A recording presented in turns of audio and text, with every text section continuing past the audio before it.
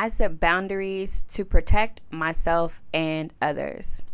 Friend, people think boundaries are about distance, but really, they're about connection, honoring connection, and having healthy and honest connection. Today, we're unpacking why setting boundaries isn't just your right, it's your responsibility. Are you ready? Get set. Let's grow.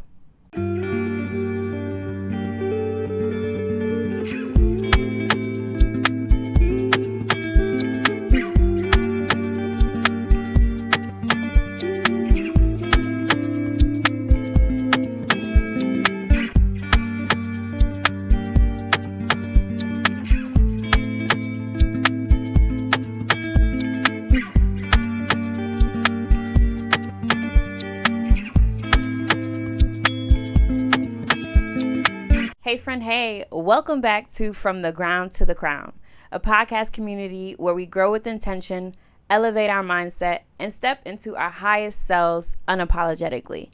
I'm your host, your girl Kenisha B, and y'all, we're back home. Oh my God, it feels so good to be here. If you're just now joining us for the first From the Ground to the Crown episode, welcome. I've been in Vietnam for a little bit and I'm finally back home in Thailand, and I'm just so happy to be back in my space. As you can see, I feel so lit up today, and I'm really excited to talk about boundaries. I have the card deck, the Hey Friend Hey Affirmation card deck here, and today's card says, setting boundaries isn't just for you. They're for everyone in your life, friend. They help people operate in connection with you and help you keep your peace. Set some. And the affirmation again is, I set boundaries to protect myself and others. I know there's this notion that boundaries are like selfish, right? There's something that you do when you don't want people to bother you, and they're like hurtful to people who you have to set them with. But honestly, boundaries are hella sacred. They are like the protection that you have in your life with people that you truly honor and you really want to be in community with, you want to be in relation with, but you have to do it in specific ways.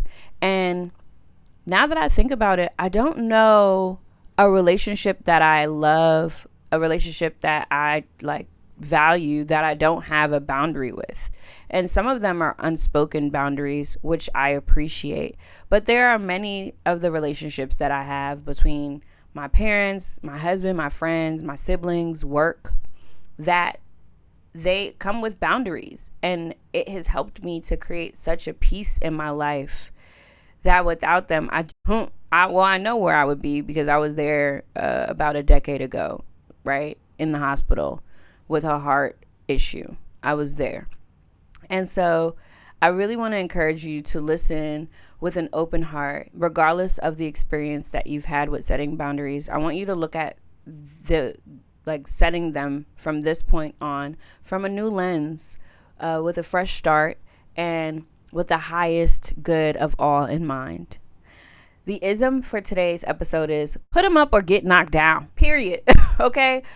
Put the boundaries up or you're going to get knocked down. You might get knocked out. You might get dragged too. But if you don't put them up, I promise you, you won't stay standing strong, peacefully, with ease. You just won't. And so let's really talk about this, because I want to understand more of how I can support you in setting boundaries. I have an Instagram broadcast channel and I talk to my community there. And I asked the question recently, what do you struggle with when it comes to setting boundaries? And someone in the community shared that they don't struggle with setting boundaries, but they struggle with the lack of acceptance that people have in setting boundaries.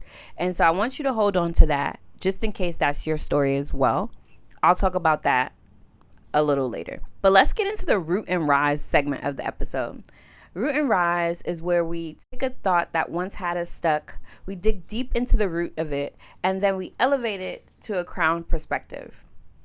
Now, before I talk about the root questions for today, I want to talk about my experience in setting boundaries, because sometimes people be asking for it, okay? But the straw that broke the camel's back when it came to setting boundaries was actually setting boundaries with my parents.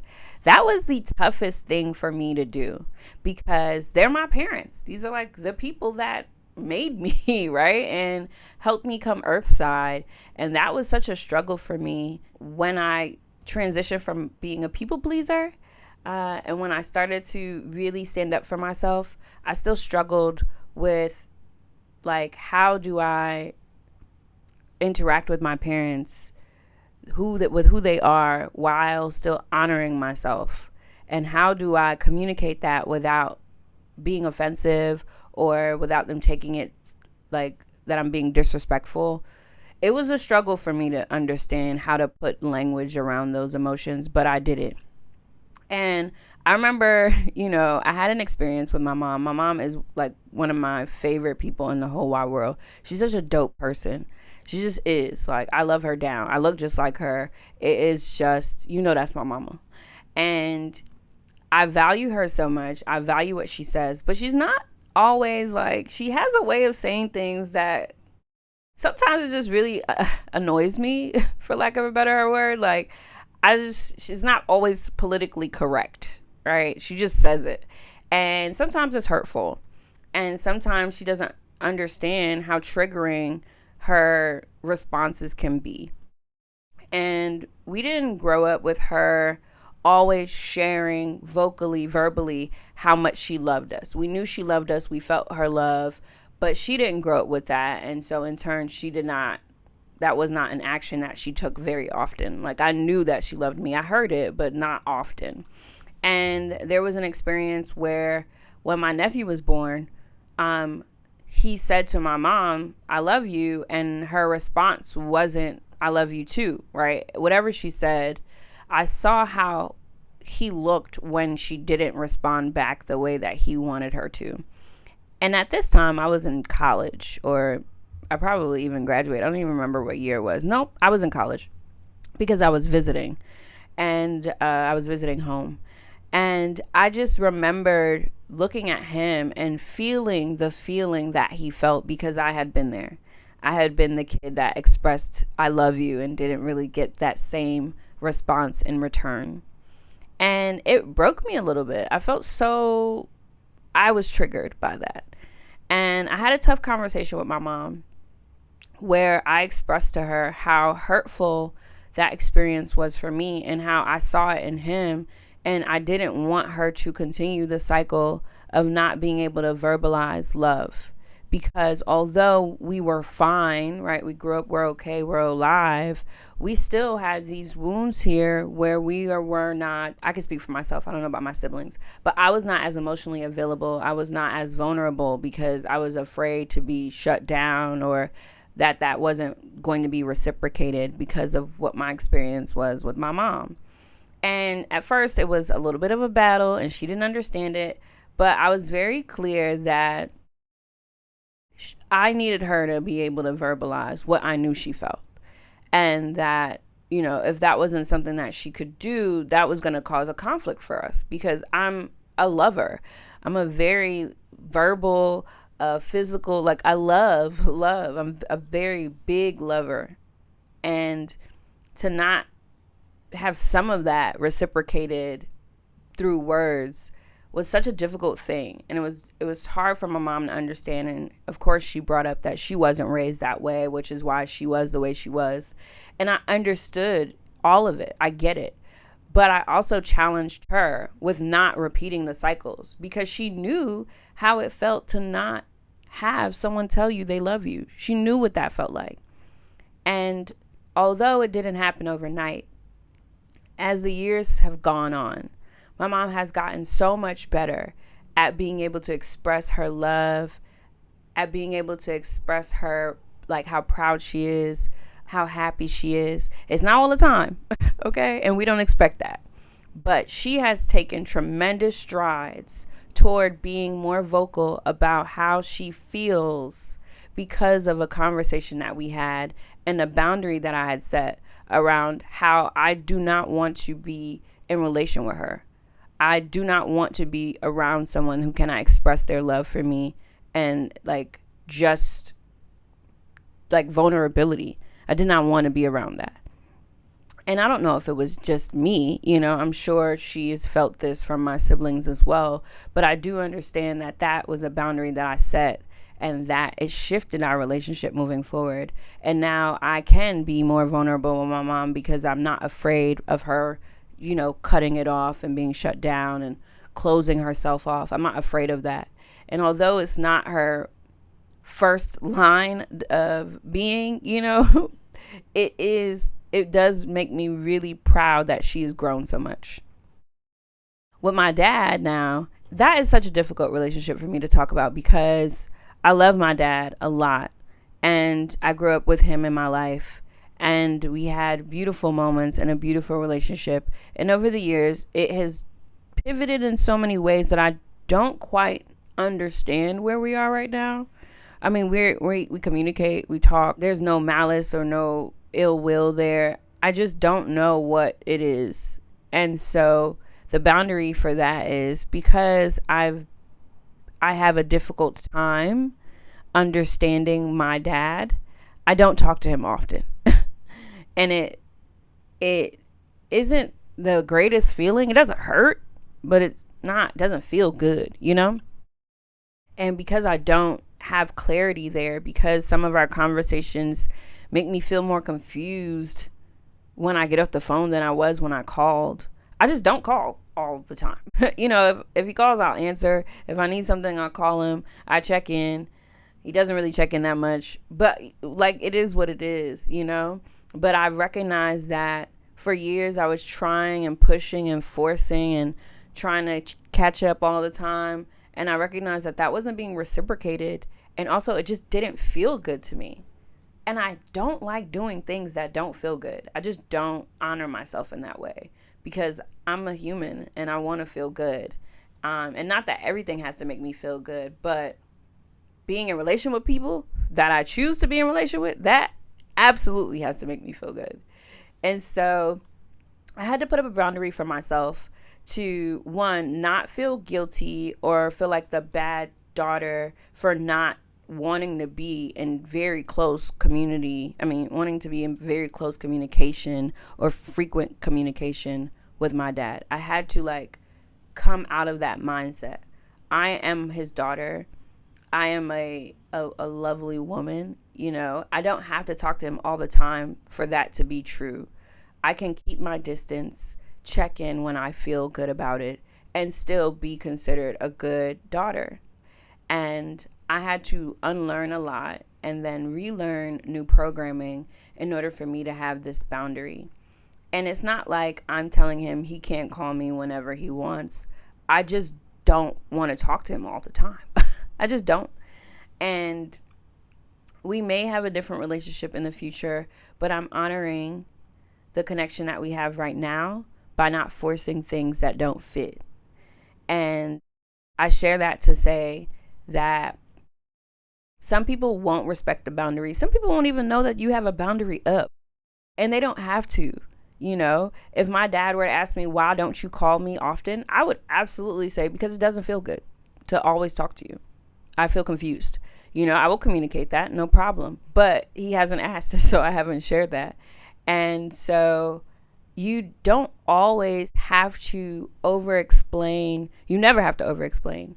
But you can act on the boundary without it being such a big thing in your life. You can honor yourself and still be expressive and action-oriented and do things that help you be in relationship with people without having to cut them off and arguing and stop talking to them. You can do both.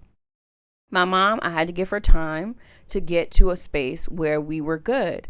My dad, I'm giving us time to just be, I'm honoring both of those boundaries in different ways and still with love at the center of it all, because I love my parents. I just need to navigate them differently. And it doesn't make me a bad child because I put boundaries up. We're adults. We're different. I got to do what I got to do for myself. And I hope that they will respect that as they have. So now that I shared that, let's get into some root questions. And through these questions, my hope is that you look at yourself, examine your thoughts and your practices, and be able to elevate them and come out of this conversation with a new perspective of how you can move forward. The first question is, what emotions come up for me? And this is you talking to yourself. What emotions come up for me when I think about setting a boundary? Let me take a step back really quickly, because I love putting into practice, like learning to feel in your body. And I don't know if you do this, but this is something that I do regularly. The same way your stomach growls when you're hungry, that is like you feel growling in your stomach that alerts your brain that you're hungry. You can feel anger in your body. You can feel tension like in your chest. You feel joy like in your heart, in your spirit, right? You can feel emotion in your body. And everybody can. And when you are doing things that are difficult, like setting boundaries, you have to be able to determine where you can feel the emotion come up for you. So, with the question being, what emotions come up for me when I think about setting a boundary? You may feel fear. Okay, where do you feel fear? Is it in your stomach? Is it in your throat? Is it in your head? Do you feel it? And once you can establish where in your body you feel it, you can do something about that. Once you establish the emotion and where it is, you can change it. You can work through it. But if you don't take a moment to feel within your body, to learn what those emotions are and where they are, you'll never be able to change them. And that is going to be a difficult test for you. So think about the emotions that come up for you. Like I said, fear may be one of them. Maybe it's anxiety, right? People tend to feel anxiety like maybe in your head. Be able to identify these things. They are triggers for you to learn your body and learn yourself. When you're able to identify it, you can walk yourself back from the downward spiral so you don't start looping somewhere you don't want to be. But learn to identify what emotions come up for you. And if it is anxiety, and if it is fear, and if it is whatever else that there could be for you, that is okay. It is okay. When you're doing something new, it is not going to feel good. It will feel like a lot. And once you are able to work through those feelings, because they don't have to be there forever, you can do it. You can learn different ways of working through things so that you can literally be a boundary setting baddie. And that's the goal. The next question is, do I associate boundaries with conflict, rejection, or guilt? Y'all, people be feeling so guilty to put up a boundary around things. My thing is, it's either you or me. And it ain't gonna be me. I have almost died being a people pleaser. I've almost died feeling guilty for telling people my truth. I've almost taken myself out once in this life. I can't let that happen twice, right? And so anytime I think about having to do something hard, like communicating a boundary, I just think about the heart attack that I gave myself, or almost gave myself, when I was 20. And I cannot go back there. I had a tough conversation recently with an old friend of mine, and it was a lot for me to do. It took a long time for me to get there. But I knew that I could not continue on in the friendship the way that I was feeling. And it started to remind me, again, I feel emotions in my body. So anytime we would chat, my heart would flutter, not in like, oh my God, I love her, right? But like, I don't like how I feel. Like, it's skipping a beat, but it's like a palpitation. And I would feel cloudy and confused in my head. And once that happens, that's like instant alert. I'm off path. I'm not walking in alignment with what I'm supposed to be doing. And so eventually I had the conversation, and I felt guilty for sharing initially. I felt guilty for sharing how I was feeling. But after the conversation was said and done and whatever happened, and I'm thinking about everything, I was so proud of myself for working through that guilt and working through the conflict, because it did cause conflict, but proud of myself that I did it anyway. And so if you associate boundaries with conflict, rejection, or guilt, you're not wrong. Sometimes setting a boundary does cause conflict. You cannot control that, though. What you can control is your ability to move through that feeling and know that it's not a permanent feeling. You won't always feel conflicted with setting a boundary with people. You feel it and you move on. And then there's tomorrow and the next day and the next day. But it's not always going to be that boundaries equate to conflict, rejection, or guilt. Boundaries equate to peace. Boundary equates to alignment.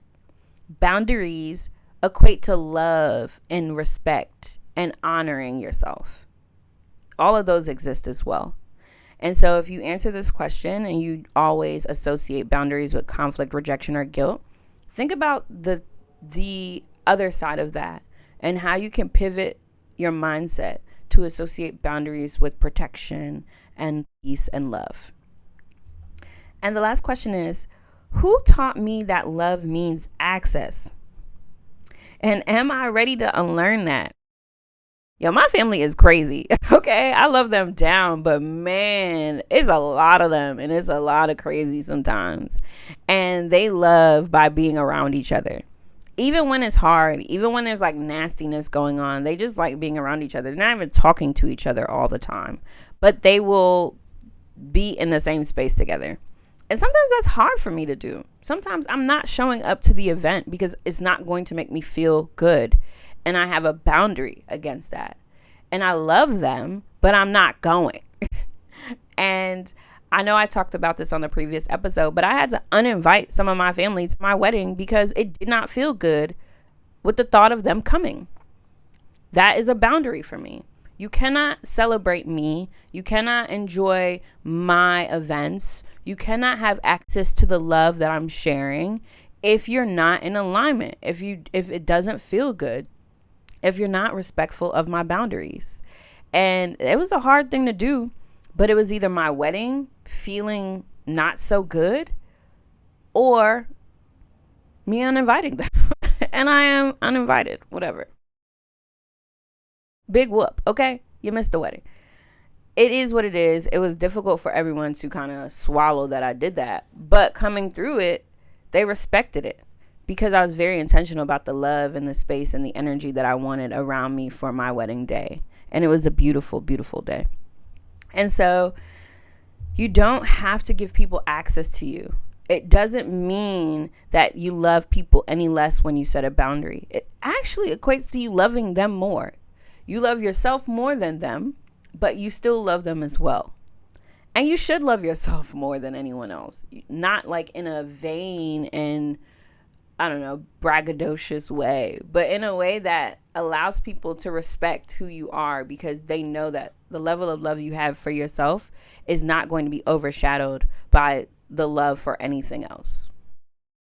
But it doesn't mean that you have to give people access, and it doesn't mean you have to give people access to you just to do what they want to do. Give them access with limitations. Give them access with a time frame around it. Give them access when you feel like it. And if there is someone in your life who taught you differently, how can you say, I'm grateful for what I've been taught. I'm ready to unlearn that now and then do something about it. And you have to be very clear and honest with yourself that, yeah, you were taught that, but shit don't feel good and it don't work right now. And you don't want to do it anymore. So release. You can let it go. Ask yourself, who taught you that? Let's look at boundaries not as emotional tantrums. When people say boundaries, sometimes you think like, oh my God, it's like a big thing. Setting a boundary is an energetic contract. If you want to interact with my energy, this is how you have to come to me. And if you're not coming to me this way, then you can't come. Period. Put them up or get knocked down. That is the ism, okay? Just spinning the block on that one. If you cannot come to me energetically the way that I need you here, then you're not here anymore. We're not tiptoeing about this. We're grown. We're adults. We're doing things differently. Yes, I understand that this is the way I've always done it. I changed my mind. You're allowed to do that for free. And sometimes that looks like having to move on from relationships, friendships, jobs, because energetically they have crossed your boundary. You do not have to sit through anything or be in relation with anyone who disrespects and disregards your energetic boundaries. This is you protecting yourself, protecting your peace, protecting your love, protecting your spirit. And you have to be okay with you. What did Lauryn Hill say? How you gonna win if you ain't right within? You can't be out here doing your very best and be all messed up on the inside because people are disrespecting your boundaries. And be clear. Be clear about what your boundaries are and why you have them for yourself. And then communicate that to other people if you need to. But you have to look at them as energetic contracts, not emotional tantrums. You don't have to tie emotion to it, but you do have to set them. There are also different types of boundaries. There are physical boundaries, right? You can't come in my space. You can't come to my house. If you know anything about me, I do not allow anybody in my house. No. There are people who will know me for years and won't ever see the inside of my house. They might not even see my driveway or get my address. I don't care. It doesn't mean that I don't mess with you. It means you can't come to my house. I don't like your energy like that. That is perfect, I think, because then I know the energy of my house, and everybody who comes into my house knows that I vibe with them so much that they are allowed in my space. And that is something that I think is very sacred and smart to do. Physical, emotional, digital, and time-based boundaries. Again, with my family, love them down. There's a time limit on how long I can interact with them at once. There are a lot of them. It's a lot of energy. It's a lot of conversation. It's a lot of moving. There are a lot of kids. It's so much going on. And I don't live normally like that. It's not my daily norm. So in order for me to be okay, I can only be with them for a set stretch of time, and then I'm out. I got to take a break. I got to go away. I could come back. I will come back, but I need a break. And being able to identify whether your boundaries or what type of boundary you need to set, whether it's physical, emotional, digital, or time-based, is so important because not every boundary is the same. And when you're able to decipher which one you need, you can then think of, okay, what is the boundary here and how can I communicate that? And in order to establish a boundary without over-explaining, try to use simple script. One of my favorite ways to establish a boundary is by saying, that doesn't feel good for me. What you gonna tell me? What you gonna say? If I say that to you, like, you cannot counteract that. If I say it doesn't feel good for me, then it doesn't feel good for me.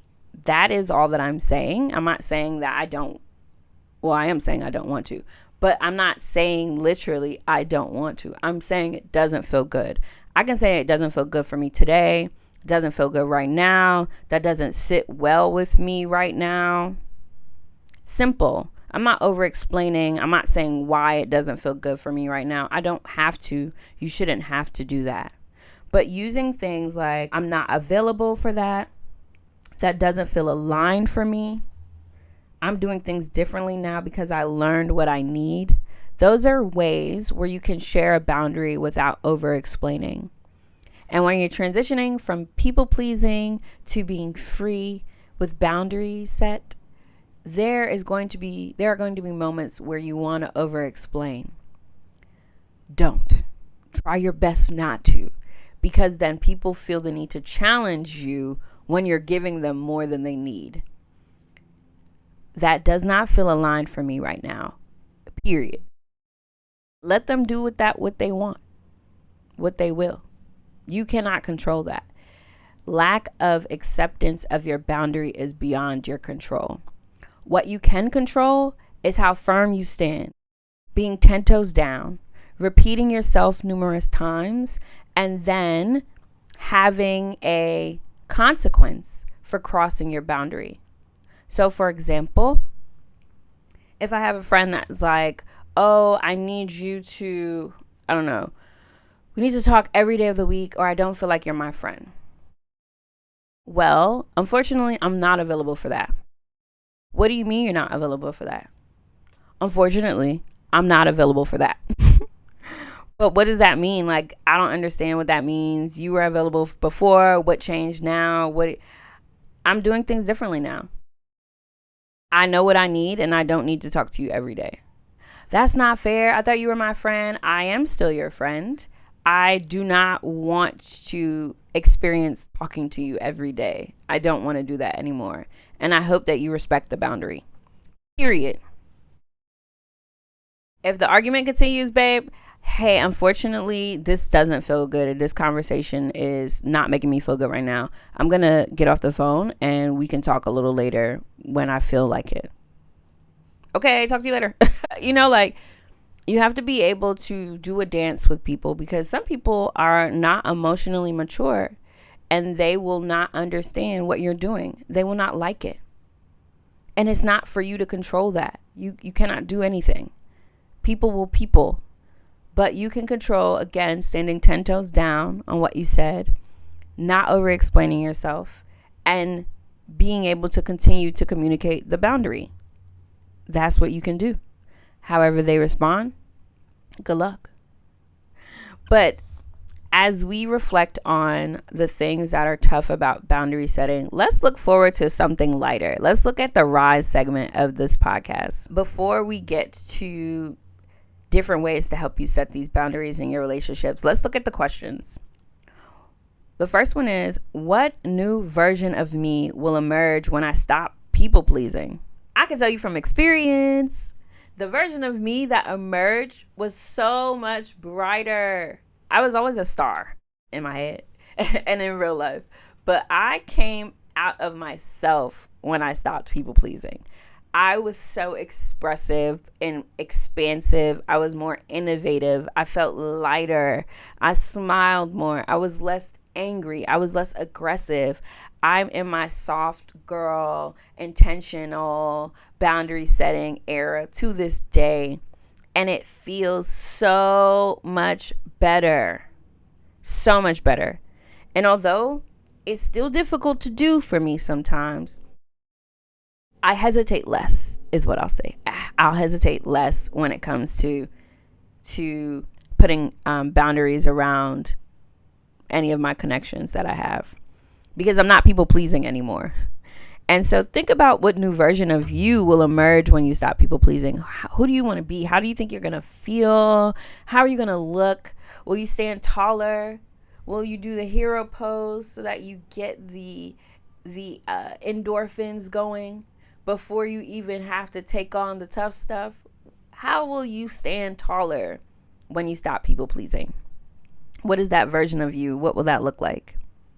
The second question is, what would it look like to honor myself without guilt? Boundary setting is your right and responsibility. And guilt comes up sometimes when you are boundary setting. I'm not going to lie. You will feel guilty. But you cannot let that hinder you from doing what you have to do for yourself. Guilt is an emotion. It will be there until it's not. You have control over that. And maybe your therapist can support you. Maybe a mental health professional can help you and give you more tactical tips on how to do that. But it is your responsibility to work through the guilt that you may feel, because you cannot go through life without boundaries. Put them up or get knocked down. That's what it is. And the last question is, who in my life models healthy boundaries, and what can I learn from them? I have a friend who is a beautiful, beautiful friend. And she's beautiful to me because physically she's the bomb. But she's a mom, she's a wife, she's a working woman. And she establishes and communicates her boundaries like I've never seen it before. It's so inspiring to me when she says, sis, I'm unavailable for that, with love. Or when she's like, hey girl, I'm about to head out because I don't want to be here anymore. I love it. I love it so much because it's not just with me. I see her do it with everybody. And I love how people know her. People know that she might head out early. People know that she gonna drop in and drop out. She got her man and her kids. She's not worried about how you feel about her leaving sooner. Doesn't matter. She shows up how she can and she sets the boundary and she's sticking to it and she's out. And I have moved more intentionally because I have a friend in my life who does that. And so think about who in your life models healthy boundaries and what can you learn from them. And ask them. If you need support, lean in. Ask them how they do it. Ask them about their journey. Ask them how they made it through the tough moments. Ask them what language they use to help set boundaries in ways that you may need support. Ask for help. Don't do this by yourself. You don't have to figure it out by yourself. You've got me. Hopefully you've got someone in your life who sets boundaries in a healthy way and that you can ask them things and lean in and pull from their playbook and implement it in your own way, right? Use their recipe and tweak it so that you can set boundaries as well. There are different relationships and they call for different forms of boundaries and setting them in different ways. For example, you have your relationship with your parents, you have your relationship with family members that are not your parents, you have a relationship with romantic partners, with your friends, and with work. And I want to give you some support in setting boundaries in those relationships. So when it comes to setting boundaries with your parents, and even your family, right? Creating boundaries with compassion and consistency will probably work best because you're going to be around these people pretty often if you're around your family and community with them. So something like, I'm learning to speak up for my needs without guilt, and this is one of them. Saying that, communicating that to your people. This is your family. These are your parents. They love you. If they don't, that's a whole nother story. But saying, I'm learning to speak up for my needs without guilt, and this is one of those needs. That creates a boundary with compassion and with consistency. And you may have to repeat it because sometimes they don't remember. It's okay. They're human. But try to tell them what you're doing and why you're doing it, and to express yourself to your parents in a way that the compassion is at the forefront. The love is there, but so is the 10 toes downedness. I just made that up. So is the stand firmedness, okay? You're not budging. You don't love them any less, but you said what you said. With friends, keep it real and keep it rooted in love, right? Because these are the lovers, not like romantic lovers, but these are the loves that you chose. And so an example could be, I need more rest these days. If I don't reply right away, it's not personal. And I know I've been there when you have those friends that see you online but didn't respond to your message, and they tell themselves a whole story about you ignoring them. Sometimes you do have to communicate with people that it's not personal, that this is what you're doing. And you want to keep it real. You don't have to over-explain with friends either. But if you feel like you're in a space where you've communicated and you've established boundaries and you've shared and they are not getting it, you don't have to be with those friends. They probably are not your friends anymore. You've probably grown past them, and that is normal. Hella normal. It's adult of us to do.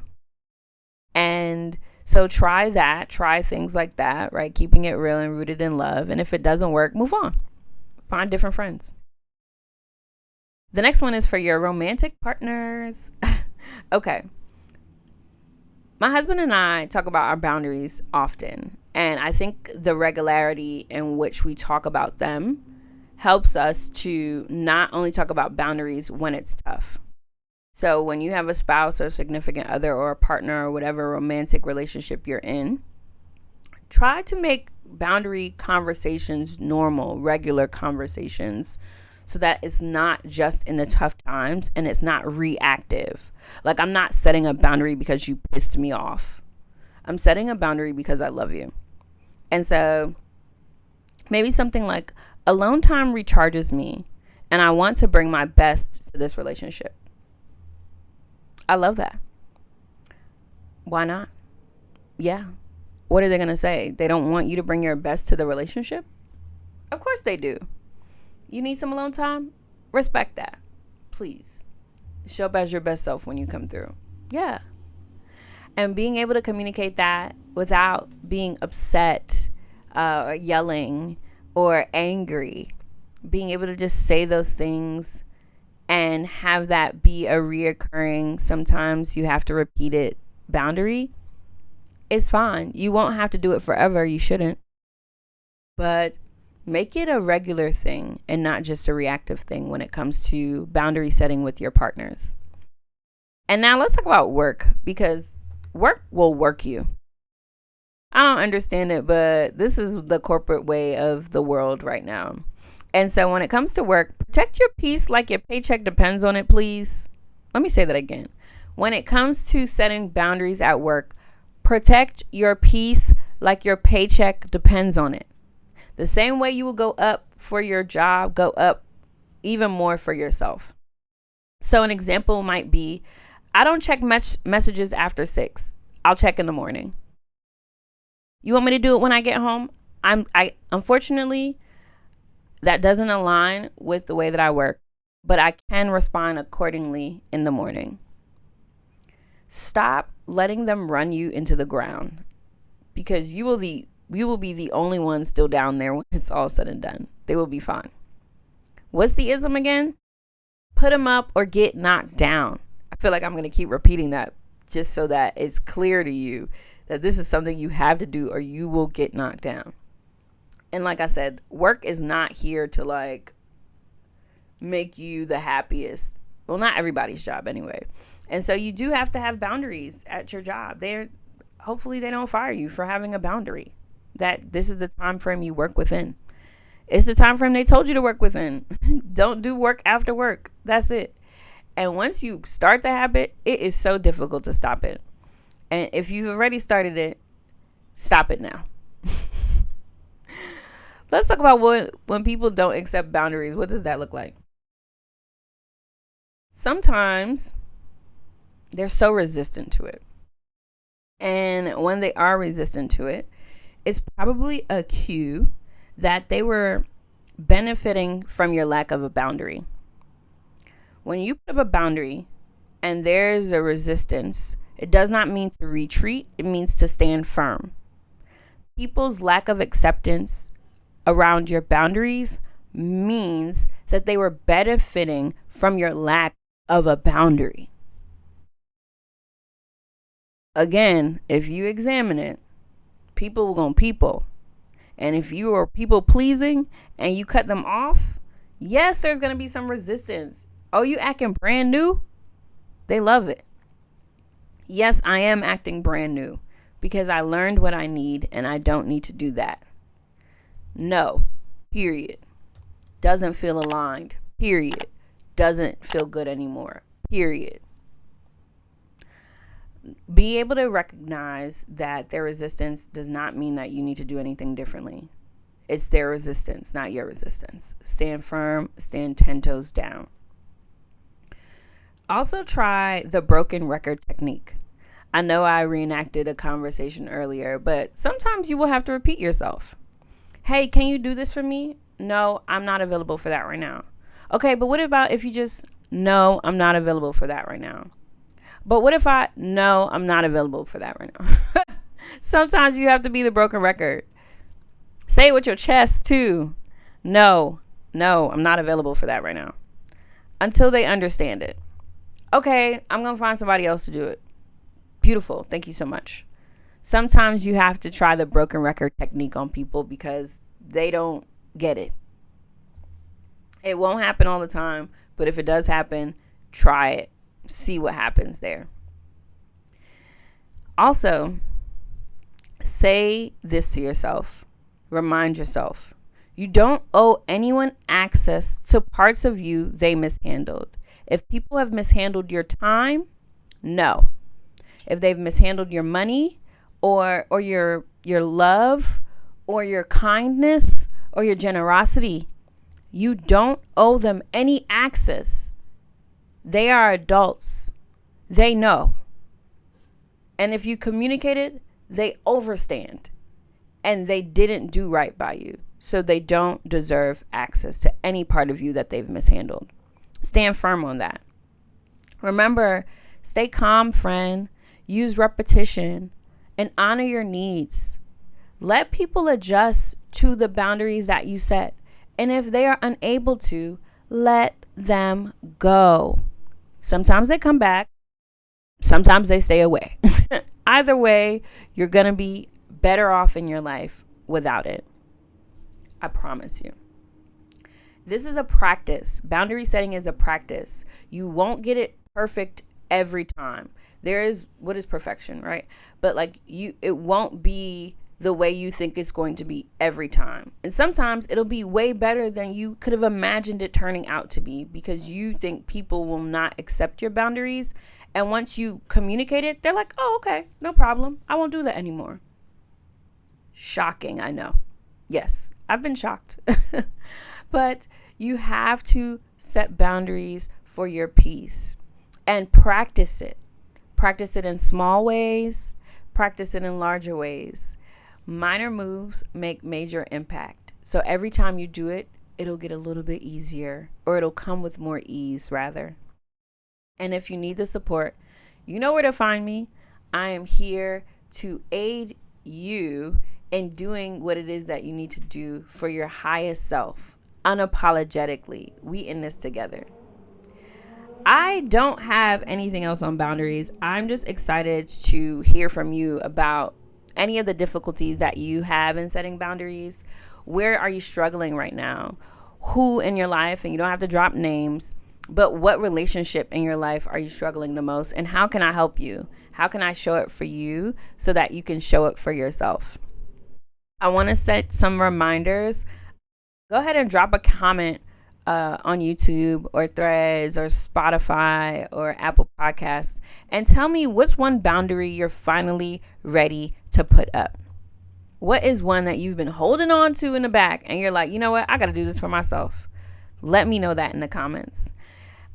Also, if you want to join my intimate Instagram broadcast community, comment join in the comments on this episode and I will drop the link. Also, make sure you join me on Threads and IG for the podcast, and the handle is at To The Crown Pod. That's the number 2 The Crown Pod. What else do I have to remind you? Got socials. Join me in the broadcast channel. Oh, next week I'm going to start hinting at what the episode is for next week so that you join me if this resonates. And I hope you join me even if it doesn't resonate right away, because you never know the gems I'm going to drop. Next week's affirmation is extraordinary, because we are not born ordinary, friend. You are not ordinary. You beat out thousands, millions of sperm cells. One egg, one sperm is you. That is extraordinary. And we know how I feel about this spinning ball in space that we live on. So let's talk about it next week. Let's get into the episode about being extraordinary. I hope you enjoyed today. I'm so grateful that you were here with me. Thank you, thank you, thank you for vibing with me today. I hope that you took away something from this episode that you can use in your life today. And again, I am here to support you along the way. I love you, friend. Thank you. I hope you're ready. If you're not, get set. Let's grow.